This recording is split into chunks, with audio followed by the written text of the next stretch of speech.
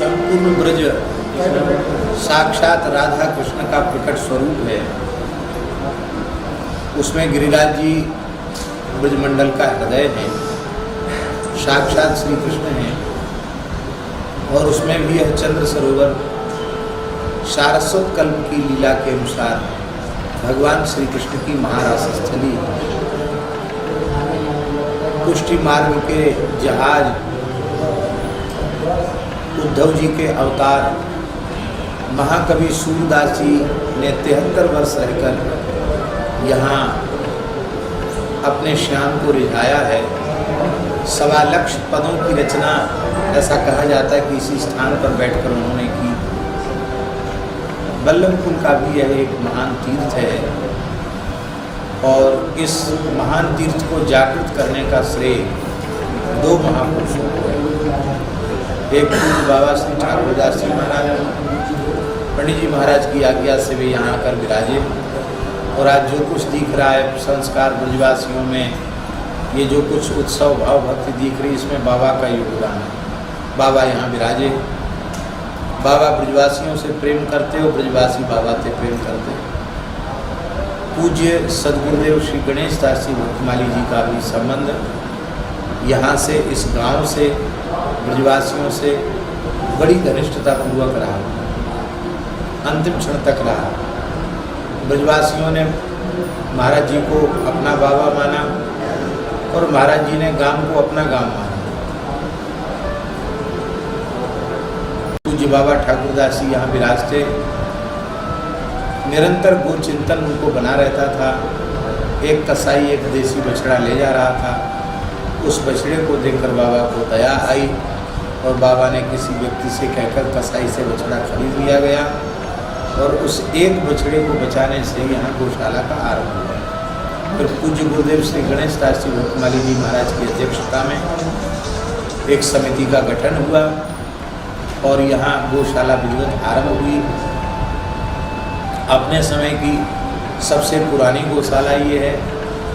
इस गौशाला से अनेक गौशालाओं का जन्म हुआ। आज तक इस गौशाला के माध्यम से सैकड़ों ब्रजवासियों के घरों में गोपालन आरंभ हुआ और हजारों की संख्या में गोवंश के प्राण बचाए गए। तो यह एक उत्तम आदर्श गौशाला है। पुस्तकालय भी है, शिक्षण संस्थान भी है, औषधालय भी है और यह निरंतर प्रगति के पथ पर अग्रसर है। आज आवश्यकता है सभी गोभक्त, राष्ट्रभक्त, भारतीय सनातन विचारधारा में श्रद्धा रखने वाले लोग, वैष्णवजन, सबके सहयोग की आवश्यकता है और प्रेम से गौशाला को सब अपनी मान करके इसमें सहयोग करें। ऐसी है विनय पत्रिका। ऐसा अनुपम ग्रंथ है गोस्वामी तुलसीदास जी महाराज का कि इस एकमात्र ग्रंथ का आश्रय कोई साधक ले ले तो साधक जीवन के समस्त प्रश्नों का समाधान हो जाएगा। भगवत प्राप्ति का मार्ग प्रशस्त ही नहीं हो जाएगा, ईमानदारी से यदि विनय पत्रिका का चिंतन करे, उसे अपना जीवन बनावे तो इसी शरीर से इसी जन्म में निश्चित भगवत साक्षात्कार हो जाएगा, इसमें कोई संदेह नहीं। समर्थ सद्गुरु जो कार्य करते हैं वही कार्य विनय पत्रिका करती है।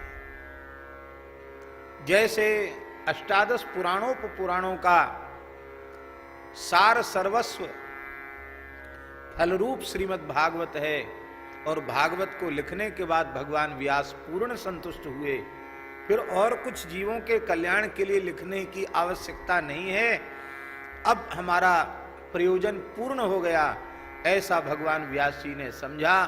ठीक इसी प्रकार से भगवान की प्रेरणा से कलिमल ग्रसित जीवों के ऊपर अत्यंत अनुग्रह करके कलियुग के दोषों से बचने के उपाय के रूप में जीव का परम कल्याण हो जाए, इसी जन्म में भगवत प्राप्ति हो जाए, साधक के अंतःकरण का ज्ञान, वैराग्य, भक्ति तीनों सुदृढ़ हो जाएं, परम प्रेम उसे प्राप्त हो जाए, वह कृतकृत्य हो जाए, कृतार्थ हो जाए, इसी प्रयोजन के लिए मानो गोस्वामी जी ने अपनी अंतिम कृति के रूप में इसको प्रकट किया। इसको YouTube पर प्रचारित भी किया जा रहा है, इस प्रसारण भी इसका किया जा रहा है। उसको जो भी देखेंगे उन्हें घर बैठे नित्य सत्संग प्राप्त हो जाएगा। और हम ऐसा अनुभव करते हैं कि उन्हें यह नहीं लगेगा, जितनी देर वे सुनेंगे उनको नहीं लगेगा कि हम वृंदावन से दूर हैं। आप अपने घर में बैठकर यह अनुभव करेंगे कि हम संतों के, गुरुजनों के चरणों में, श्रीधाम वृंदावन में ही भावमय स्वरूप से बैठकर श्री विनय पत्रिका के माध्यम से सत्संग कर रहे हैं। रोते रोते स्नेहपूर्वक विदा कर दिया। और वही बालक था वररुचि, जिनका नाम महर्षि कात्यायन हुआ। उस बालक को देखते ही महर्षि बोल पड़े, बताना नहीं पड़ा कुछ भी, देखते ही बोल पड़े। तो ऐसे प्रकांड विद्वान थे कात्यायन। और पाणिनि,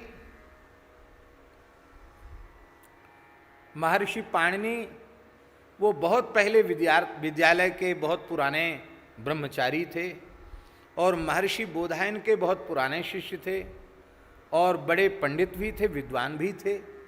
किंतु जब कात्यायन आए तो इनकी बुद्धि इतनी तीक्ष्ण हो गई कि उन थोड़े ही समय में पाणिनि जी बहुत पीछे रह गए और कात्यायन बहुत ऊंचे हो गए।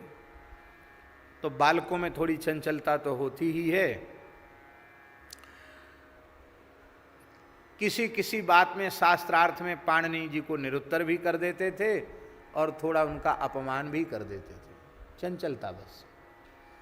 पाणिनि जी बड़े दुखी हो गए और पाणिनि जी ने कहा गुरुजी से कि गुरुजी, आपने तो कृपा करुणा में कोई कसर नहीं छोड़ी, लेकिन हम जैसा ज्ञान प्राप्त करना चाहते थे वो हमको नहीं मिला। हमारा संस्कार ऐसा है, आप कृपा करो, अब तो हम कठोर तप के द्वारा वह ज्ञान अर्जित करेंगे, आप हमारे ऊपर कृपा करो।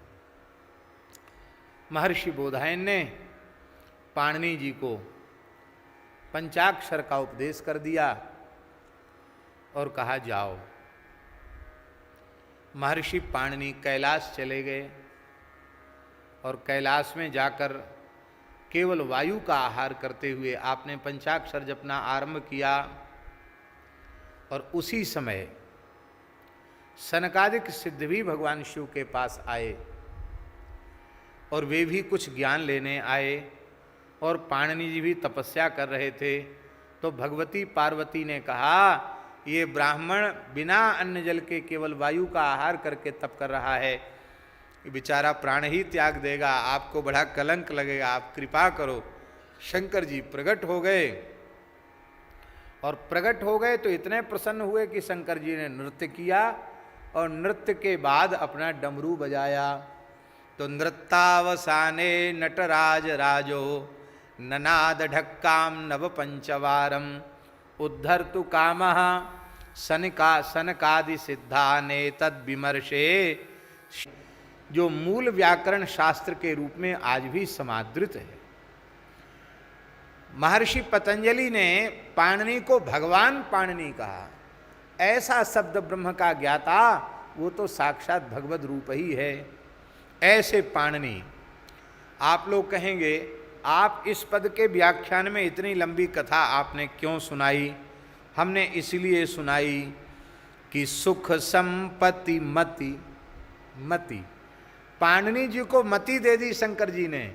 ऐसी मति दे दी कि आज भी पाणिनि सूत्राष्टाध्यायी के जैसा ग्रंथ पूरे विश्व के किसी साहित्य में नहीं है। ऐसा अद्भुत अनुपम ग्रंथ भगवान पतंजलि जी ने तो लिखा है कि ब्रह्मवेला में समाधि की अवस्था में दर्भ पवित्र पाणि प्रांग मुख उपविश्य भगवान पाणिनि महता प्रयत्नेन सूत्रानि प्रणयति स्म। हाथ में कुशा लेकर समाधि में स्थित होकर के और भगवान महर्षि पाणिनि सूत्रों की रचना करते थे। इसलिए एक अक्षर भी इसमें निरर्थक नहीं है, एक मात्रा भी इसमें व्यर्थ नहीं है। किम पुनरयिता सूत्रेण, फिर ये कैसे कहा जाए कि इस सूत्र की आवश्यकता नहीं है। पाणिनि जी ने जो कुछ कहा है वह सब कुछ एकदम ठीक कहा है।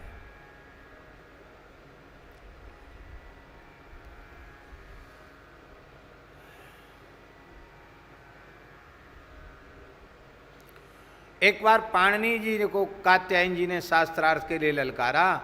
दोनों का शास्त्रार्थ शंकर जी के मंदिर में हुआ, शंकर जी को मध्यस्थ बनाया गया।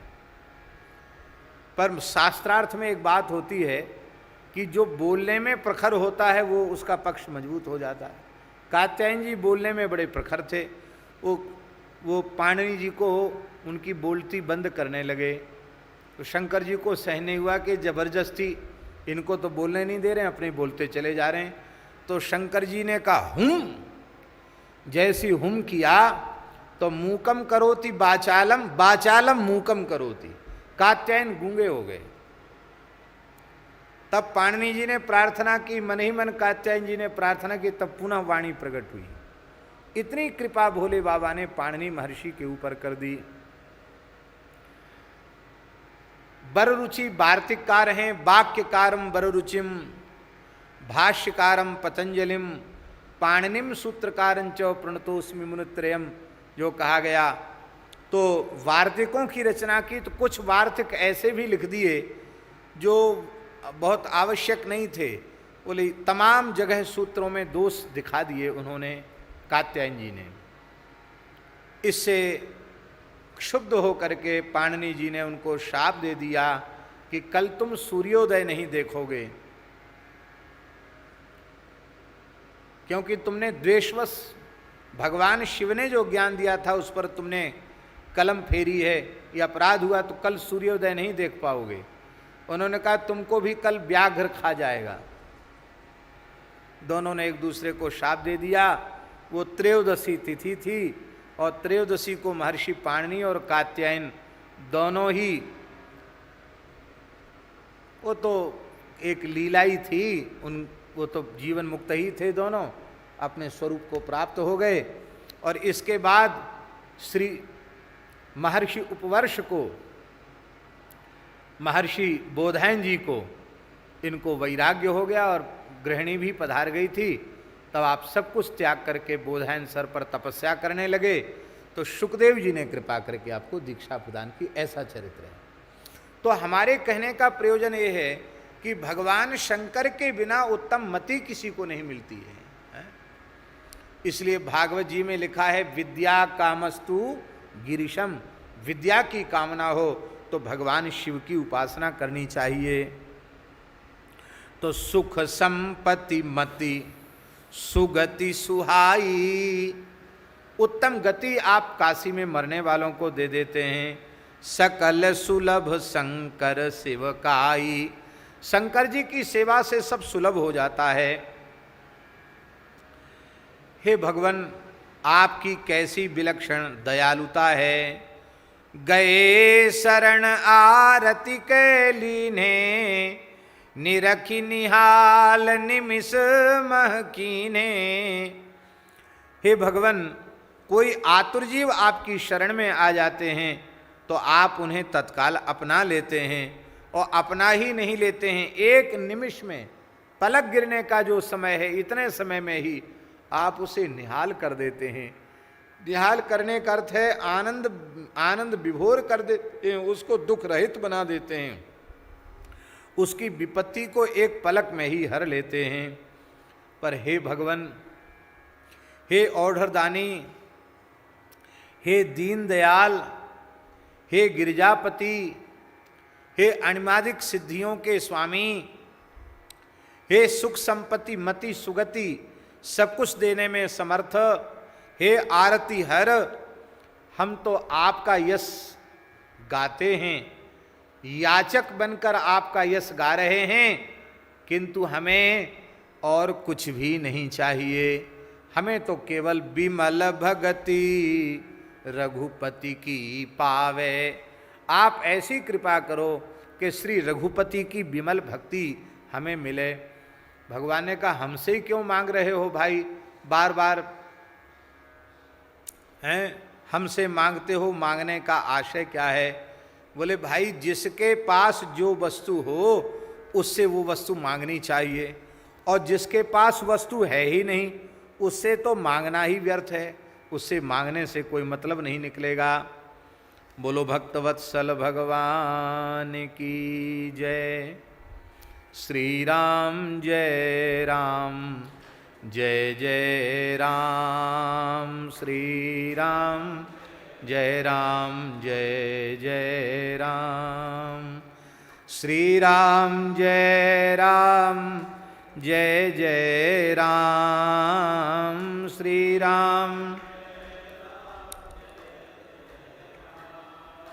श्री राम जय राम जय जय राम, श्री राम जय राम, श्री राम जय जय राम।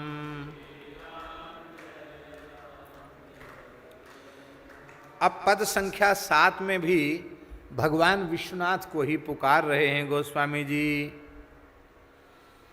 कस न दीन पर द्रवहु उमावर, दारुण विपत्ति हरन करुणा कर, कस ना दीन पर द्रवहु उमावर, दारुण विपत्ति हरन करुणा कर।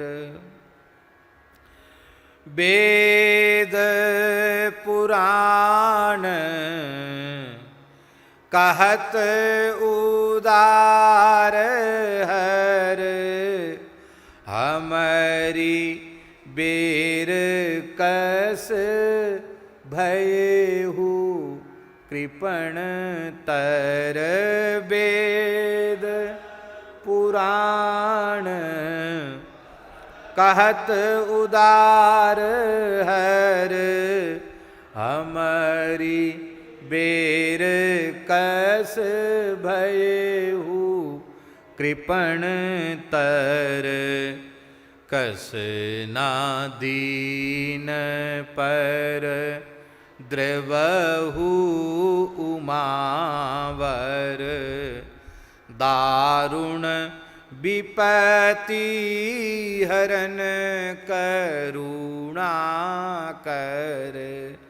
कस ना दीन पर द्रवहु उमावर, दारुण विपत्ति हरण करुणा कर। कवनी भगते कीन्ही गुण निधि द्विज, होई प्रसन्न दीनेहु शिव पद निज। कवने भगते कीन्ही गुण निधि द्विज, हुई प्रसन्न दीनेहु शिव पद निज।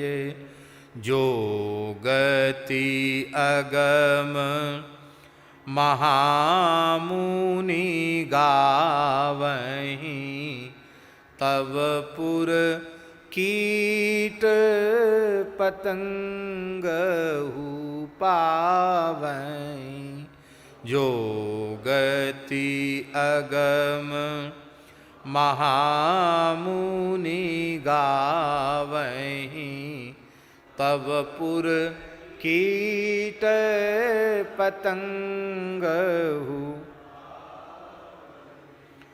देहु काम रिपु राम चरण रति, तुलसीदास प्रभु हरहु भेदमति देहु।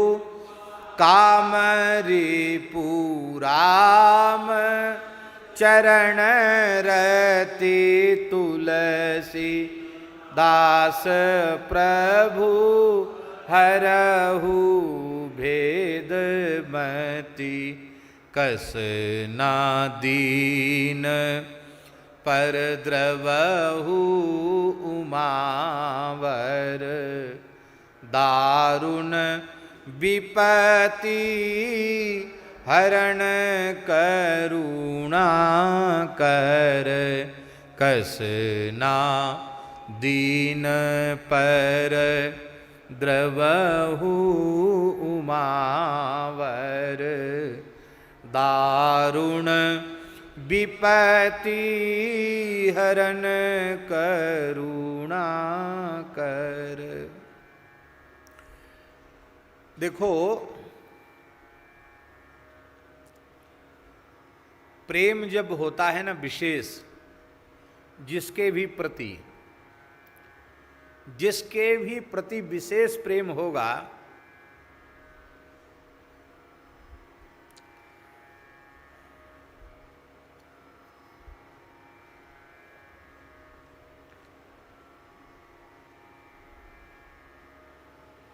इस प्रेम की गति उल्टी है। प्रेम की गति जो है ना वो उल्टी है। हमारे रासलीला वाले ठाकुर जी कहते हैं, कौन पावे या को पार, प्रेम नदिया की सदा उल्टी बेधार। कौन पावे या को पार, प्रेम नदिया की सदा उल्टी बहेधार। प्रेम बहुत अटपटा है, प्रेम की बात ही विलक्षण है। तो हम निवेदन ये कर रहे हैं कि इस पद में श्री गोस्वामी तुलसीदास जी अपने प्राण प्यारे भगवान विश्वनाथ से प्रेम कलह कर रहे हैं। तो प्रेम में खींच भी होती है, प्रेम में शिकायत भी होती है, हैं? प्रेम में कभी कभी थोड़ी थोड़ी खरी खोटी भी सुनाई जाती है, पर उस खरी खोटी सुनाने में भी द्वेष नहीं होता है, समर्पण में और भाव में कोई न्यूनता नहीं होती है, उसमें भी प्रेम की अधिकता ही होती है। जैसे गोपियां ठाकुर जी को अट्टपट्ट भी तो बोल देती हैं, तो क्या उनके मन उनके भीतर प्रेम नहीं है? प्रेम तो बहुत है। प्रेम की गति ही कुटिल होती है, वक्र होती है। तो इसमें गोस्वामी तुलसीदास जी महाराज भगवान शिव के साथ प्रेम कलह कर रहे हैं। वे कहते, हे उमापति, हमने आपकी इन पूर्वोक्त पदों में इतनी आपकी स्तुति की, आपकी विशेषताओं के, आपके गुणों को गाया, और ये झूठा नहीं है, सब सत्य है, क्योंकि वेदशास्त्र पुराण आपकी कीर्ति से, आपके यश से भरे पड़े हैं। और ये भी पूरा नहीं है, आपका यश, आपकी कीर्ति, आपकी महिमा, आपकी दयालुता, आपकी उदारता अनंत है, असंख्येय कल्याण गुणगण निलय हैं आप। पर एक बात हम आपसे पूछते हैं, कस न दीन पर द्रवहु उमावर। हे उमावर, आपने उमा का तो वर्ण कर लिया, कृपा कर दी, पर इस दीनहीन तुलसीदास के ऊपर आप पिघल क्यों नहीं रहे हैं? आप द्रवित क्यों नहीं हो रहे हैं? दारुण विपति हरण करुणा कर।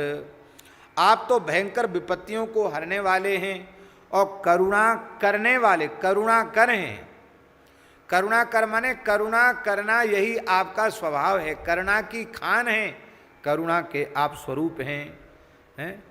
करुणावतारम, करुणा का ही अवतार हैं। कर्पूर गौरम करुणावतार, आप करुणा के ही अवतार हैं, करुणा के ही स्वरूप हैं। वेद पुराण कहत उदार हर, वेद पुराण सब कहते हैं कि भगवान शिव अति उदार हैं, इनसे अधिक उदार और कोई दूसरा नहीं है। लेकिन हे प्रभु, हमारी बेर कस भयऊ कृपण तर। फिर क्या बात है, हमारी बार आप कृपण नहीं, कृपण तर। आप इतनी कंजूसी कृपा करने में हमारी बेर क्यों कर रहे हैं? हमारे ऊपर कृपा करने में आप कंजूसी क्यों कर रहे हैं? हे भगवान, पहले कह चुके हैं गोस्वामी जी की दारुण दनुज जगत दुखदायक और जान हन्यो त्रिपुर एक ही बाण। एक ही बाण में आपने त्रिपुरासुर को समाप्त कर दिया, देवताओं को संकट से मुक्त कर दिया। आप दारुण विपत्ति हरण हैं। वेद पुराण आपके यश को गाते हैं, तो किधों बेधन मृषा पुकार्यो? क्या वेदों ने आपका झूठा यश गाया है क्या? हे भगवान, आप मेरे लिए कृपणतर क्यों हो रहे हैं? यदि कहो कि तुम में कोई विशेषता नहीं है, तुम तो सब प्रकार से अयोग्य हो, सर्वथा अयोग्य हो, दोषों की दुर्गुणों की खान हो, तो तुलसीदास जी महाराज कहते हैं यदि यह आरोप हमारे ऊपर आप लगावें तो इससे हमें किंचित भी ग्लानि नहीं होगी, दुख नहीं होगा। हम तो पहले से ही कहते हैं कि हम कैसे हैं। वंचक भगत कहाए राम के, किंकर कंचन को काम के, इन मह प्रथम रेख जग मोरी, धींग धर्म धुज धंधक धोरी। जो अपने अवगुण सब कही हों, बाढ़े कथा पार नहीं लही हों। ताते में अति अलप बखाने, थोरे में समुझियहि सयाने। हम तो पहले से स्वीकार कर चुके हैं। तो आप कहो कि तुम लायक नहीं हो, किसी योग्य नहीं हो, सर्वथा अयोग्य हो, दोष दुर्गुणों के खजाने हो, तो भी हमें कोई दुख नहीं कि आपने ऐसा हमारे ऊपर आरोप क्यों लगा दिया। आप कृपा के लायक नहीं हो। पर भगवान, हम आपसे पूछते हैं कि कवन भगति कीन्ही गुण निधि द्विज, हुई प्रसन्न दीनेहु शिव पद निज।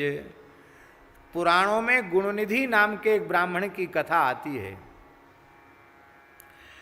जब वह गुणनिधि ब्राह्मण आपकी कृपा का अधिकारी बन गया, तो आपकी कृपा का अधिकारी ये दुर्गुण निधि नहीं बन सकता है। ध्यान में ही बात देखो, नाम तो इस ब्राह्मण का गुणनिधि था। नाम क्या था? गुणनिधि। और बिल्कुल लक्षण उल्टे थे। ये गुणनिधि ब्राह्मण दुर्गुणों का खजाना था। कोई ऐसा ऐब नहीं था, कोई ऐसा दोष नहीं था जो इसमें न हो। हजारों हजारों प्रकार के दोष इसमें थे। नाम गुणनिधि था। पवित्र विप्र कुल में जन्म हुआ था। पिता माता भी बहुत अच्छे थे, लेकिन दुर्भाग्य था, पता नहीं किस मुहूर्त में पैदा हुआ। पिता ने समय से सब संस्कार भी कराए, पढ़ने के लिए गुरुकुल में भेजा, लेकिन वहाँ भी पढ़ा लिखा नहीं, चला आया। बहुत उपद्रवी तत्व था, सारे दोष दुर्गुण इसमें थे, पापों को कहाँ तक गिनावें।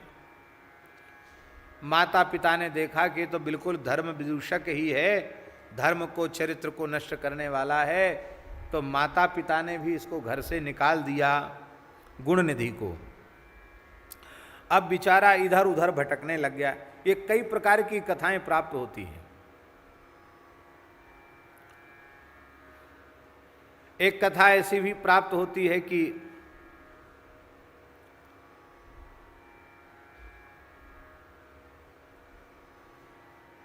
ये चोरी का कहीं उपाय नहीं लगा, तो ये गुणनिधि शिवजी के मंदिर में ही चोरी करने चला गया। सोने का घंटा किसी ने चढ़ाया था, तो कैसे भी मंदिर में चला गया और महाराज शिवलिंग पर चढ़कर के ही घंटा उतारने लग गया। पुजारियों ने देख लिया, डंडों से पिटाई की, मर गया। तो शंकर जी ने उसको शिवलोक दे दिया। बोले इसने अपने आप को ही चढ़ा दिया मेरे ऊपर, जाओ शिवलोक चले जाओ। ऐसी भी कथा एक है। दूसरी कथा ये है कि ये गुणनिधि उज्जैन का रहने वाला ब्राह्मण था। और ये भगवान महाकाल के मंदिर में पार्षदिया था। पार्षदिया जानते हो ना, पार्षद धोने वाला, अमनिया करने वाला। पर बहुत ध्यान से सुने, कई बार भगवान की सेवा करने वाला व्यक्ति, उसमें कोई दोष दुर्गुण ना हो, ऐसा नहीं है। भगवान महाकाल का पार्षदिया, सेवा करने वाला और तमाम दोषों की खान था, वो खजाना था। उसका स्वयं का जीवन बहुत पवित्र और व्यवस्थित जीवन नहीं था। एक दिन भगवान महाकाल का सुंदर श्रृंगार हुआ, रत्नों से श्रृंगार हुआ, और श्रृंगार के बाद फिर रात्रि में शयन आरती हुई। शयन आरती के बाद वे सब दिव्य रत्नों से जटित आभूषण वो उतारे गए। शयन के समय उतार दिया जाता ना, शयन के समय सारे आभूषण उतारे गए। अब वहीं मंदिर के गर्भगृह में समय समय से सब बदलता रहता है, निर्माण तो बदलता ही रहता है कि नहीं। तो उस जमाने में एक तिजोरी मंदिर के भीतर ही रखी गई थी। उस तिजोरी में वे बहुमूल्य आभूषण रखे जाते थे और चाबी को पुजारी छिपाकर रखते थे। यह इतने दिनों से इसी तलाश में था कि पता चले कि चाबी कहाँ रखी जाती है। एक दिन इसको भेद मालूम पड़ गया कि चाबी कहाँ है, तो बस अब तो इसने सबके चले जाने के बाद चाबी उस स्थान से उठा ली और उठा करके मंदिर को खोला। मंदिर को खोला, वहाँ कोई मंदिर में चौकी भीतर थी नहीं। अब वो एक कोने में ऊंचाई के ऊपर तिजोरी, वो तो फिक्स थी, फिट थी। तिजोरी तो बहुत वजनदार होती, उसको उठा के ले हिलाया भी नहीं जा सकता है, चाबी से खोला जा सकता है। अब कोई चौकी भी नहीं थी, कैसे उस तिजोरी को खोले। तो ये गुण निधि भगवान महाकाल की पिंडी पर ही चढ़ गया, शिवलिंग पर ही चढ़ करके ऐसा टेढ़ा होकर के उसने चाबी को चाबी से उसको खोलने का विचार किया, प्रयास किया। लेकिन महाराज पैर फिसला, और पैर फिसलते ही पूरा पाषाण का तो मंदिर है ही है, ताला तो खुल नहीं पाया, पैर फिसला और माथा बड़ी जोर से टकराया, और टकराया माथा, वही माथा फट गया और प्राणांत हो गया। तो भगवान शंकर ने उस गुण निधि के दोष नहीं देखे कि मेरा पार्षदिया होता हुआ और ये इस दुष्ट अभिप्राय से भीतर घुसा और मेरे ऊपर पैर रख दिए, इसको नरक जाना चाहिए। नहीं, उसको आपने अपने शिवलोक को प्रदान कर दिया। तो महाराज उस गुण निधि के ऊपर जब आप कृपा कर सकते हैं, तो क्या इस दीनहीन तुलसीदास पर कृपा आप नहीं कर सकते हैं, ये भाव है। और एक पुराण एक कथा शिव पुराण में हमने पढ़ी है, अभी जो पथमेड़ा में कथा हुई थी ना शिव पुराण की, उसमें ये कथा आई थी। आप लोगों को ध्यान हो तो आप लोगों ने सुना होगा, तो उसमें ये कथा आई थी। शिव पुराण की ज्ञान संहिता के 75वें अध्याय में गुण निधि की कथा मिलती है। उसमें अलग प्रकार की कथा है। आप लोग कहेंगे कि आपने 2-3 तरह की कथा सुना दी, ये क्या मतलब हुआ, कौन सी सही है? कल्प भेद से कुछ घटनाओं में भी भेद हो जाता है, कहीं कोई घटना कहीं कोई घटना। पर ये शिव पुराण में दास ने पढ़ी हुई कथा है, बड़ी सुंदर कथा है। शिव पुराण में महाराज जी लिखा है कि ये गुण निधि, शेष कथा तो जो हम सुना चुके हैं वैसी ही है, कि ये गुण निधि मूर्ख रह गया था, पढ़ा नहीं था, माता पिता ने घर से उसको निकाल दिया और अब इधर उधर जो है चोरी चपाटी करके और इधर उधर करके लूट खसोट करके अपना काम चलाने लग गया। ऐसे ही भटकता था, महापापी था। एक समय की बात है कि एक दिन फाल्गुन कृष्ण चतुर्दशी आई, जिसको शिव चतुर्दशी कहते हैं। शिव चतुर्दशी को ऐसी कुछ विचित्र स्थिति बनी कि इस गुणनिधि ब्राह्मण के पास कुछ भी खाने की व्यवस्था नहीं बन पाई। कोई ठिकाना तो था नहीं, ऐसी लूट खसोट करके अपना गुजारा करता था। उस दिन बेचारे को कुछ खाने को नहीं मिला, मिलता तो खाता पीता, लेकिन कुछ व्यवस्था ही नहीं थी बेचारे के पास, कहीं किसी ने कुछ दिया भी नहीं। तो वो न चाहते हुए भी शिवरात्रि का व्रत हो गया उसके द्वारा, कुछ नहीं खाया पिया बेचारे ने। अब रात्रि का समय था, मन में सोचने लग गया कि यहाँ शंकर जी की पूजा के लिए लोग इकट्ठे भये हैं, 4 प्रहर की पूजा होगी और इस पूजा में ही कुछ प्रसाद शायद मिल जाएगा, इसी से मैं अपनी क्षुधा को, अपनी भूख को शांत करूँगा। तो वहाँ भी लोभ पूर्वक ये गुणनिधि वहाँ बैठ गया। वहाँ शिवरात्रि व्रत की कथा हो रही थी, तो कथा को इसने सुन लिया, व्रत के फल को सुन लिया, और व्रत के फल को सुन लेने के बाद इसके मन में एक बात आ गई कि दिन भर तो बिना खाए बीत ही गया, वो आधी रात भी हो ही गई, तो अब काहे को हम कुछ मांग करके जांच करके अपना व्रत भंग करें। चलो कैसे भी सही, अनजाने में ही सही, आज हमसे व्रत हो गया तो अच्छी बात है, ऐसा इसके भाव मन में आ गया। और वहाँ से वह जैसे ही कथा सुनकर आगे बढ़ा कि मार्ग में ही किसी ठोकर के लगने से अंधेरे में इसकी मृत्यु हो गई। पर शिवरात्रि व्रत कथा श्रवण मात्र से इस गुणनिधि ब्राह्मण को आपने रीझ करके शिवलोक प्रदान कर दिया। तो भगवान ऐसे करुणामय हैं आप कि आप जीवों के दोष दुर्गुण देखते ही नहीं, न जाने कौन से गुण पर दयानिधि रीझ जाते हैं। आप इतने छोटी सी बात पर रीझ गए। तो भगवान, अभी हमने कहा था ना, औढ़र धरनी, औढ़र दानी, यही है औढ़र दानित्व है। इतने उदार हैं कि दोष देखते नहीं, देते तो सब कुछ दे देते हैं। और भगवान आपकी उदारता का क्या कहना। जो गति अगम महामुनि गावहीं, तब पुर कीट पतंगहु पावहीं। जो गति अगम महामुनि गावहीं, तब पुर कीट पतंगहु पावहीं। जो गति बड़े बड़े महामुनि अगम कह करके जिसको गाते हैं, मोक्ष अति दुर्लभ है, उस मुक्ति को आपके काशी में मरने वाले कीट पतिंगे भी प्राप्त कर लेते हैं।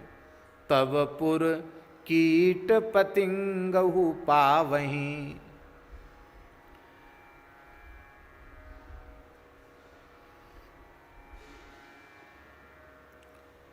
कीट पतंग भी मोक्ष को प्राप्त कर लेते हैं।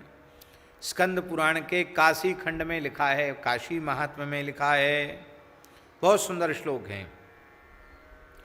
ब्राह्मणा क्षत्रिया वैश्या शूद्राश्च पापयोनयः, कृमिम्लेक्षाश्च ये चान्ये संकीर्णा पापयोनयः, कीटाः पिपीलिकाश्चैव ये चान्ये मृगपक्षिणः, कालेन निधनं प्राप्ता अविमुक्ते शृणुप्रिये। चंद्रार्धमौलयः सर्वे ललाटाक्षा वृषध्वजा, अकामो वा सकामो वा मम लोके महीयते। भगवान शिव पार्वती जी से कह रहे हैं स्कंद पुराण के काशी खंड में कि ब्राह्मण हो, क्षत्रिय हो, वैश्य हो, शूद्र हो, और भी कोई पाप योनि जीव ही क्यों ना हो, म्लेच्छ ही क्यों ना हो, कीड़ा मकेड़ा हो, पाप योनि के प्राणी हो, पिपीलिका माने चींटी हो, कीड़े हैं, पतंगे हैं, पशु हैं, पक्षी हैं, ये जो भी काशी में काले निधनम प्राप्ता अपनी आयु पूरी कर देते हैं, उनकी मृत्यु हो जाती है। अविमुक्त क्षेत्र काशी को कहा गया है। अविमुक्त क्षेत्र काशी में जो अपने प्राण त्याग देते हैं, प्राण त्यागने मात्र से चंद्रार्ध मौलय सर्वे, शरीर छोड़ते ही सब चंद्रार्ध मौली हो जाते हैं, शिवरूप हो जाते हैं, उनके ललाट पर चंद्रमा हो जाता है। जटाएं हो जाती हैं, और वृषध्वजा, झंडा उनके हाथ में जिन पर नंदी का चिन्ह है, और वो सब शिवरूप होकर के, त्रिशूल डमरू और भालचंद्र होकर के, त्रिनेत्र होकर के, तीसरा नेत्र भी उनका खुल जाता है, और वे सबके सब शिवलोक पहुंच जाते हैं। ये काशी में मरने पर कीट पतंग को भी प्राप्त हो जाता है, अथवा उसे जिस प्रकार का मोक्ष अभीष्ट होगा उस प्रकार का मोक्ष काशी में मरने पर मिल जाएगा। काश्याम, पद्म पुराण में भी लिखा है, काश्याम मृतस्य सालोक्यम साक्षात प्राप्नोति सत्तमः ततः स्वरूपताम याति ततः सान्निध्यम स्मृते ततो ब्रह्मैकताम याति न परावर्तते पुनः। काशी में मरने वाले को सालोक्य मोक्ष प्राप्त होता है, फिर सालोक्य के बाद सारूप्य भी मिल जाता है, फिर सानिध्य मिल जाता, सामीप्य मिल जाता है, और अंत में फिर ब्रह्म सायुज्य हो जाता है, एकत्व भी प्राप्त हो जाता है, फिर लौट कर वह नहीं आता है। ऐसी काशी में केवल मरने की महिमा है।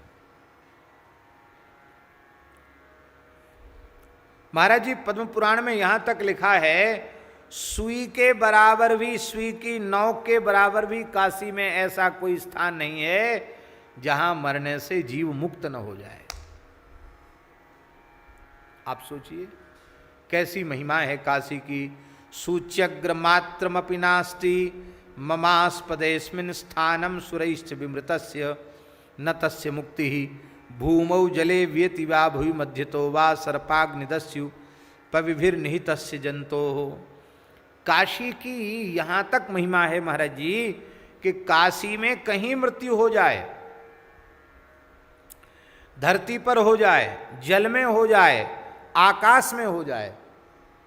देखो मृत्यु के संबंध में हमारे शास्त्रों में लिखा है, आकाश में अधर में मृत्यु नहीं होनी चाहिए।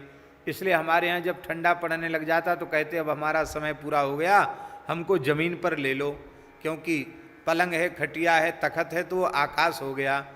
दूसरी तीसरी मंजिल में भी मुक्ति प्रभावित होती है, इसलिए जमीन। अब बेचारे बम्बई कलकत्ता में रहने वाले फ्लैटों में रहते, उनको तो स्थिति ऐसी ही है, वो क्या कर सकते हैं।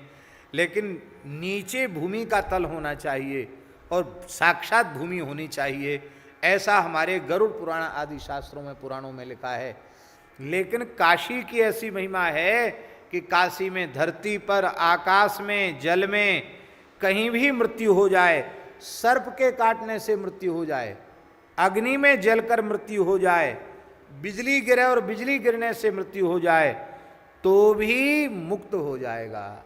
अकाल मृत्यु मरने से भी काशी में मुक्त हो जाएगा। ऐसी काशी की महिमा है। बोलो काशी विश्वनाथ भगवान की जय। तो ये काशी की महिमा नहीं है, काशी की तो है ही है, व्यक्ति की भी महिमा, ये आपकी उदारता की महिमा है।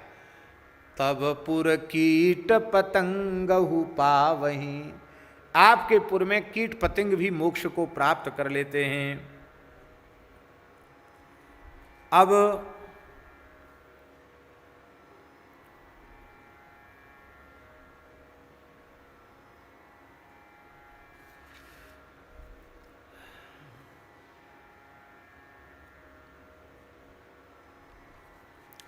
एक बात है,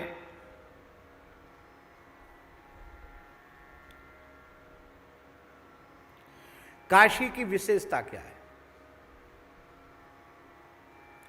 बहुत सुंदर श्लोक है, जितेन्द्रियाः पाप विवर्जिताश्च शांता महांता मधुसूदनाश्रयाः अन्येषु तीर्थेषु मुक्ति भाजो भवन्ति काश्यामपि को विशेषः।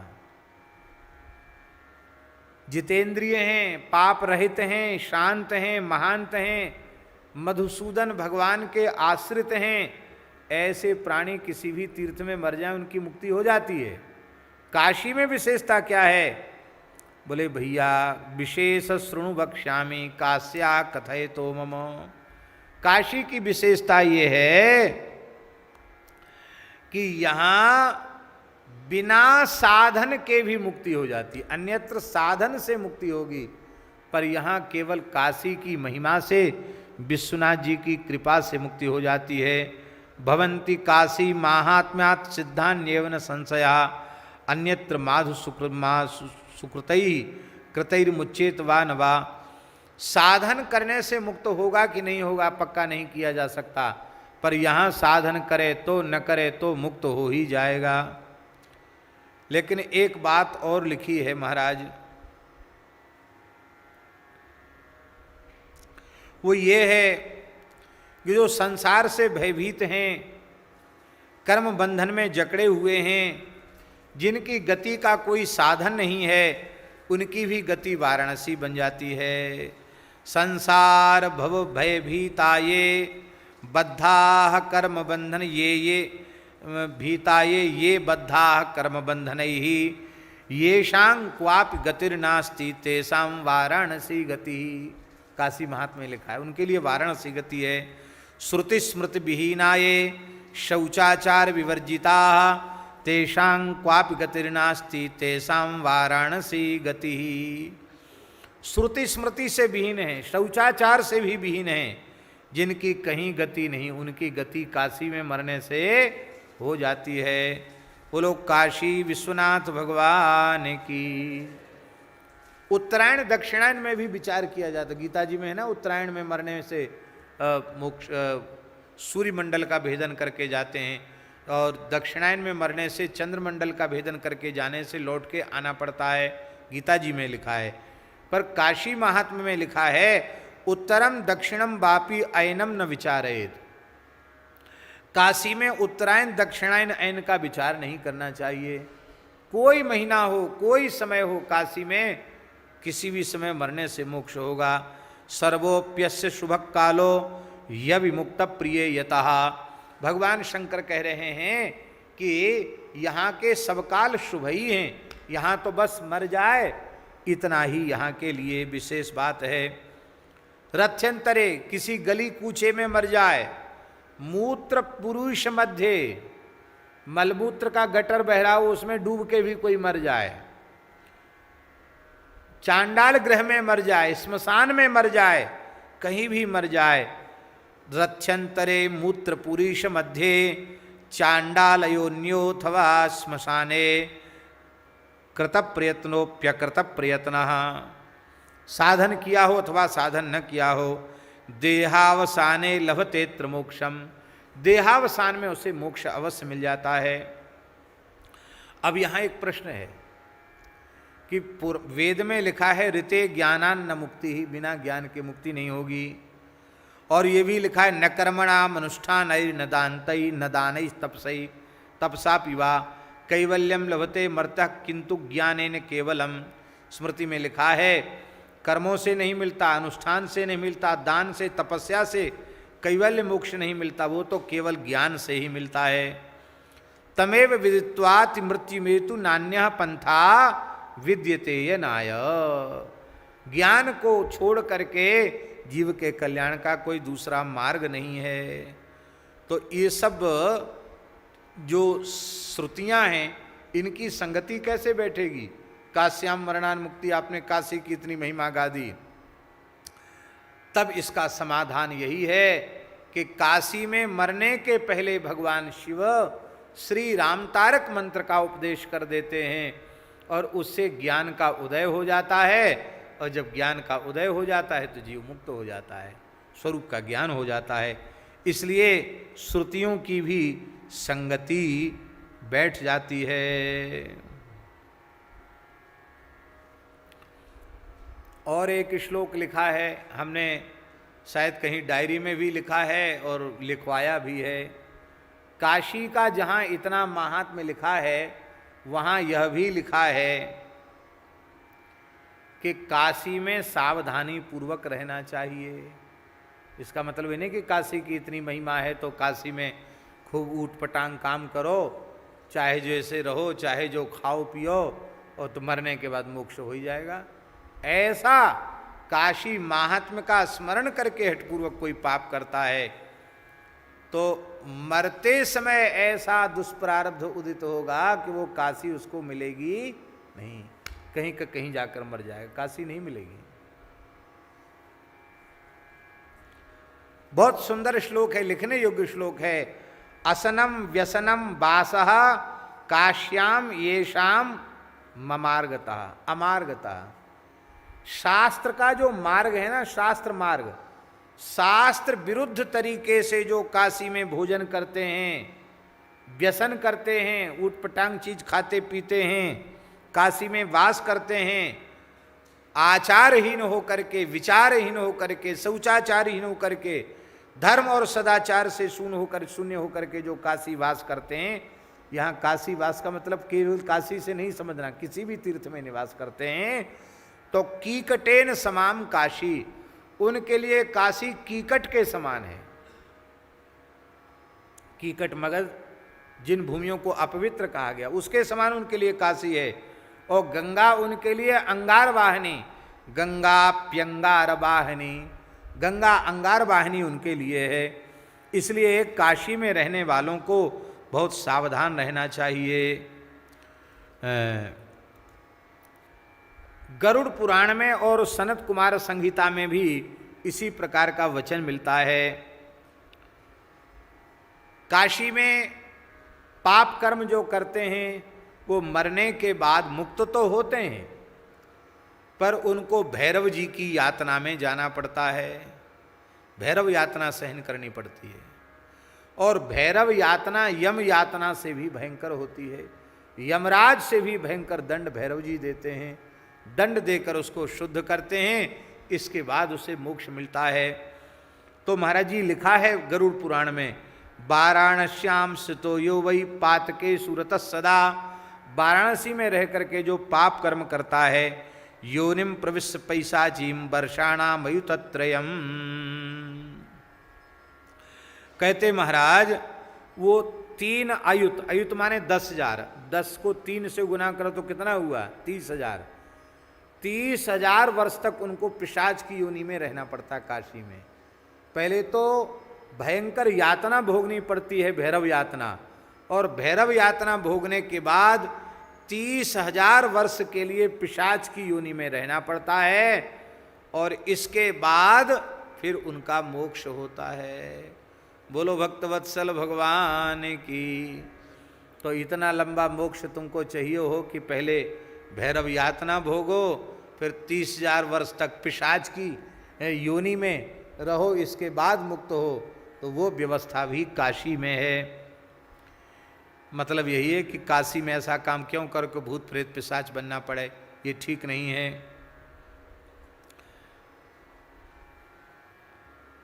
पर ये होगा तभी, बहुत ध्यान से सुने, ये होगा तभी जब काशी में ही मरोगे तो। और कहीं पाप कर्म करके काशी में रहे जीवन भर और मरने के लिए और कहीं चले गए और कहीं जाके मर गए, तब तो फिर घोर नरक भोगना पड़ेगा, फिर मुक्ति का कोई ठेका नहीं है। पर भैया हम लोग जिस ब्रजभूमि में बैठे हैं, उस ब्रजभूमि के संबंध में पद्म पुराण में लिखा है कि इस ब्रजभूमि में केवल जन्म हो जाए और फिर जाके कहीं भी मर जाए तो भी भूमि के संबंध से मोक्ष हो जाएगा। यहाँ आकर केवल मर जाए, पैदा कहीं हुआ है तो भी मोक्ष हो जाएगा। और लिखा है महाराज जी, कोई श्लोक हम डायरी में लिखा है, कल बताएंगे, अभी आप उनको याद नहीं है, उठ नहीं रहा है। और महाराज जी लिखा है कि यहाँ पैदा भी नहीं हुआ, यहाँ मरा भी नहीं, कहीं मर गया, वहां से शरीर लाकर यहां जला दिया जाए तो भी मोक्ष हो जाएगा। चौथी बात लिखी है, यहां दीक्षा संस्कार हो जाए, है? चाहे यज्ञोपवीत संस्कार हो जाए या वैष्णवी दीक्षा संस्कार हो जाए अथवा विवाह संस्कार भी हो जाए, वो भी एक संस्कार है। इतना भी यहां हो जाए तो भी मोक्ष हो जाएगा। और यहां मर जाए तो कहना ही क्या है फिर। इसलिए धाम की बड़ी भारी महिमा है। यहां भी ब्रज में भी जो पाप करके मरते हैं उनको भी भूतेश्वर महादेव की सेवा में जाना पड़ता है। भूतेश्वर महादेव है ना मथुरा में, भूतेश्वर महादेव, उनको थोड़ा क्या करते हैं, पूज्य पंडित श्री जगन्नाथ प्रसाद भक्तमाली जी महाराज कहते थे, महाराज जी पंडित जी का उदाहरण देके करते थे, बोले भगवान भूतेश्वर महादेव वो पाप कर्माओं को रस्सी में बांधते हैं और बांध करके 84 कोस की परिक्रमा करते हैं रगड़ते हुए। तो घिसट घिसट के रगड़ में रज में वो सब निष्पाप हो जाते हैं और सबको भोले बाबा फिर ठाकुर जी की सन्निधि में भेज देते हैं। बोलो वृंदावन बिहारी लाल की। ये बात हमने प्रसंगवश इसलिए कह दी कि भाई आप लोग काशी महिमा सुन रहे हैं। काशी की महिमा तो है ही है, विश्वनाथ जी की महिमा है ही है। वही विश्वनाथ जी यहाँ भूतेश्वर के रूप में भी जीवों पर कृपा करते हैं। बोलो भक्तवत्सल भगवान की जय। तो यहाँ काशी में रहने से भगवान विश्वनाथ कृपा करके तत्व ज्ञान जीवों को प्रदान कर देते हैं। देहु काम रिपु राम चरण रति, तुलसीदास प्रभु हरहु भेदमति। पहले भी आप पदों में सुन चुके हैं कि हे प्रभु, पहले आपने सुना ना,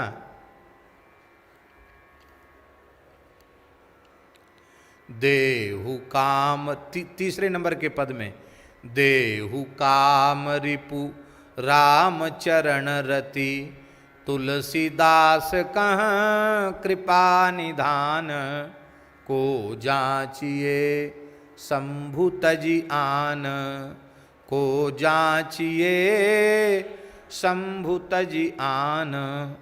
वही श्री तुलसीदास जी महाराज इस 7वें नंबर के पद में भी कह रहे हैं, देहु काम रिपु राम चरण रति, तुलसीदास प्रभु हरहु भेदमति। हे काम रिपु राम चरण रति देहु। देखो, इसकी व्याख्या हम पहले कर चुके हैं और अब पुनः इसकी व्याख्या करने की बहुत आवश्यकता नहीं है।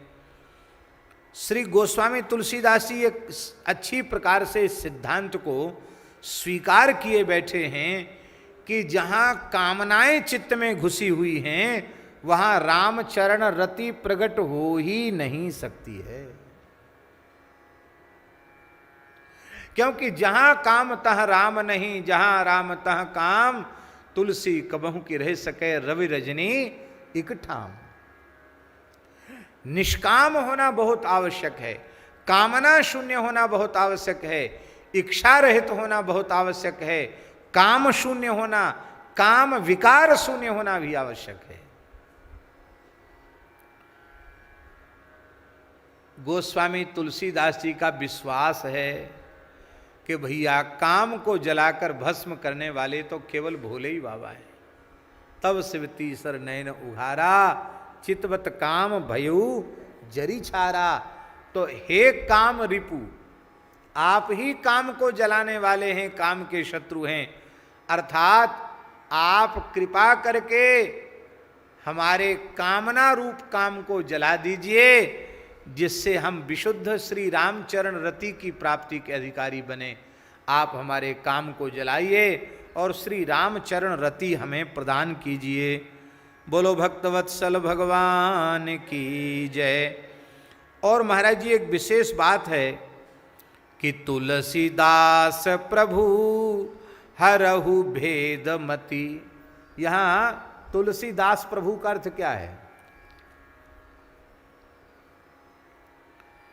एक तो तुलसीदास ही अपना नाम ले रहे हैं, कवि का नाम है, वो तो ठीक ही है।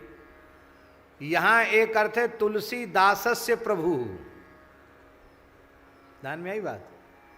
तुलसीदास प्रभु, आप सबके प्रभु हैं, सबके स्वामी हैं, बने रहे हैं, विश्वनाथ हैं आप, पर हम तो मानते हैं कि तुलसीदास के प्रभु तो आप ही हैं। तुलसीदास प्रभु, तुलसीदास के प्रभु। प्रभु माने होता समर्थ, कर्तुम अकर्तुम अन्यथा कर्तुम सर्व समर्थ स्वामी। तुलसीदास के तो एकमात्र स्वामी आप ही हैं, आप मेरे प्रभु हैं। और मैं अपने मन की बात आपसे नहीं कहूंगा तो कहूंगा किससे? क्योंकि आप भले ही जगतपति विश्वनाथ जगन्नाथ हैं, लेकिन हम तो आपको अपना नाथ मानते हैं, अपना स्वामी मानते हैं, इसलिए अत्यंत निश्चल भाव से अपने मन की बात कहते हैं कि हे प्रभु, हे तुलसीदास के प्रभु, आप ऐसी कृपा करो कि मोह जनित भ्रम हरहु तुलसीदास प्रभु, हरहु भेदमति। तुलसीदास के प्रभु आप कृपा करें और भेदमति का हरण करें। देखो,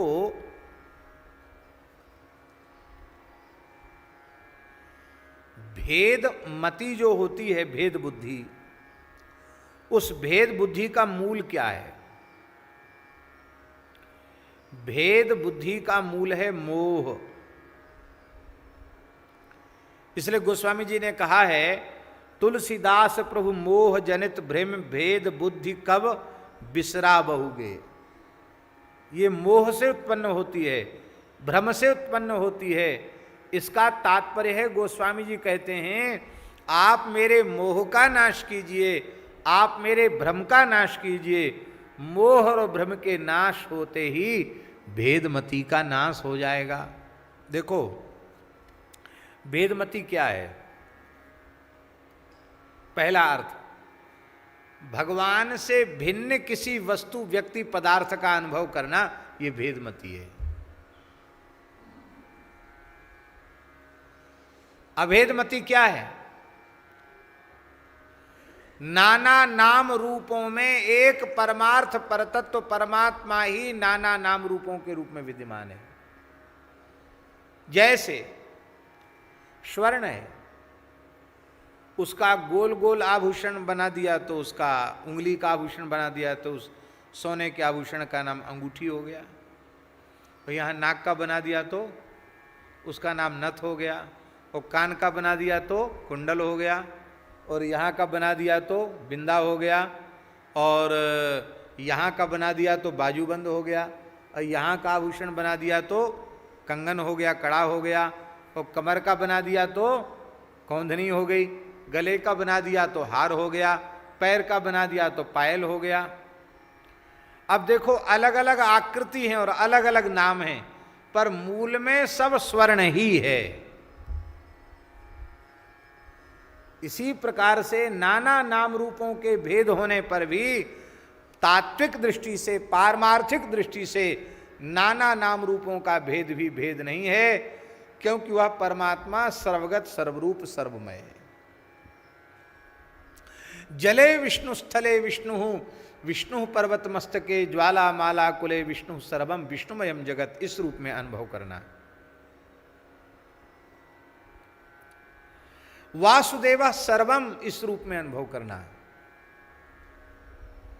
इसी को गोस्वामी जी ने मानस जी में कहा, जड़ चेतन जग जीव जत सकल राममय जाने, बंदौ तिनके पद कमल सदा जोर जुगपान। इस संपूर्ण सृष्टि को ब्रह्मात्मक रूप में अनुभव करना, यही है भेदमति का नाश। और महाराज जी उपनिषद में लिखा है, तत्र कह मोहा कह शोकः एकत्व मनुपश्यतः। जहाँ एक परब्रह्म परमात्मा का सर्वत्र अनुभव हो रहा है, दर्शन हो रहा है, वहाँ शोक मोह भ्रम के लिए स्थान नहीं है। एक अर्थ। दूसरा अर्थ, बहुत उच्च कोटि के साधक हैं, शास्त्रों के मर्मज्ञ विद्वान भी हैं, शौचाचार संपन्न भी हैं, पर सांप्रदायिक दुराग्रह के कारण वे हरिहर में भेद का अनुभव करते हैं। और ईमानदारी से दुराग्रह शून्य होकर के भगवान व्यासकृत पुराणों को आप देखेंगे तो आपको यह स्वीकार करना ही पड़ेगा कि हरिहर में भेद नहीं है, अभेद ही है। शिवस्य हृदयम विष्णु, विष्णोस्य हृदयम शिवः। पर महाराज शंकर जी के उपासक, शंकर जी को तो बहुत ज़्यादा मानेंगे और भगवान को कहेंगे तो हाँ ठीक है, जैसे शंकर जी के तमाम भगत हैं ऐसे ये भी भगत ही हैं। उनसे, शिव जी से उन्हें भिन्न मानते हैं। और भगवान के भी भगत अपने को मानने वाले लोग, वो अपने को भगवान का भक्त तो सिद्ध करेंगे, और शंकर जी के नाम पर तो कई ऐसे भी महानुभाव हैं कि उनको जूड़ी चढ़ाती है। ऐसे लगता मानो शंकर जी उनकी भैंस खोल ले गए हों, पता नहीं क्या शंकर जी ने उनका नुकसान पहुंचा दिया हो शंकर जी के नाम से। और उसको कहते हैं ये हमारी अनन्यता है। कथा में शंकर जी का नाम आ गया, शंकर जी का चरित्र आ गया, तो उठ के चले गए। क्यों? अरे इतनी बढ़िया कथा चल रही था।